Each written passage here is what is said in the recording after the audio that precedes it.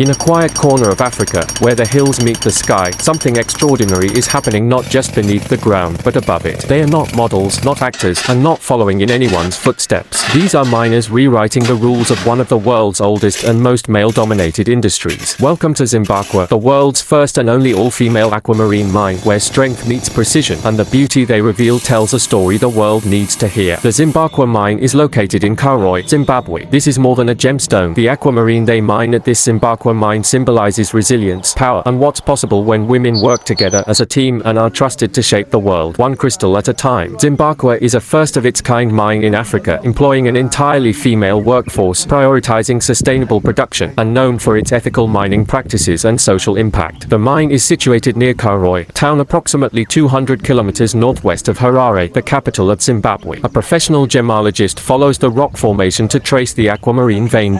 Where we are standing here, we see rocks that have been that went through metamorphosis. This is why they are in a line, and we also find that here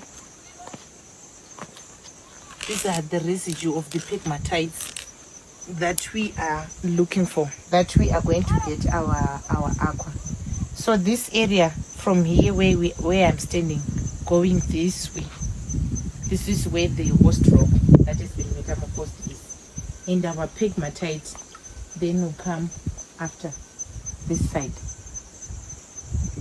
The way the pink pegmatite is actually popping, that's where we are going to get our pegmatite. So this is the strike. We are actually walking along the strike where we are going to see how long our pegmatite is, so that we can actually see how big.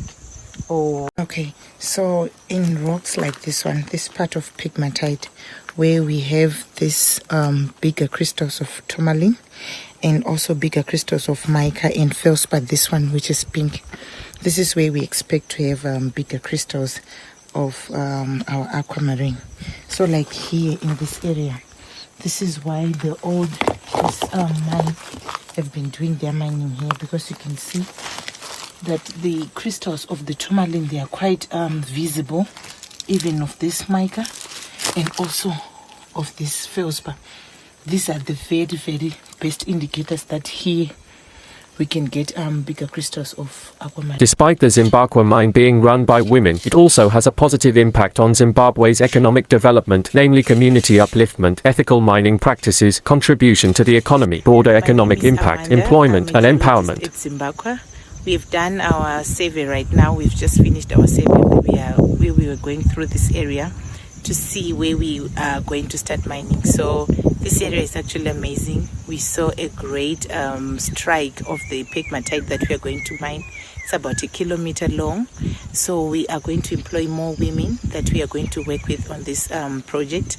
And it's going to be amazing. Aquamarine is a gemstone long associated with the sea, with healing, and with clarity. Named after the Latin for water of the sea, it has adorned royalty, soothed warriors, and captured imaginations for centuries. But where does it come from? The journey of an aquamarine crystal begins deep within Earth's crust, forged in molten rock, cooled over millions of years, and pushed to the surface by geological forces beyond human comprehension. And in one corner of Zimbabwe, this story is being told in a whole new way. Zimbaqua is more than just a mine, it's a movement. It's the world's only large-scale aquamarine mine run entirely by women, in a field long dominated by men. Water is now out of the pit.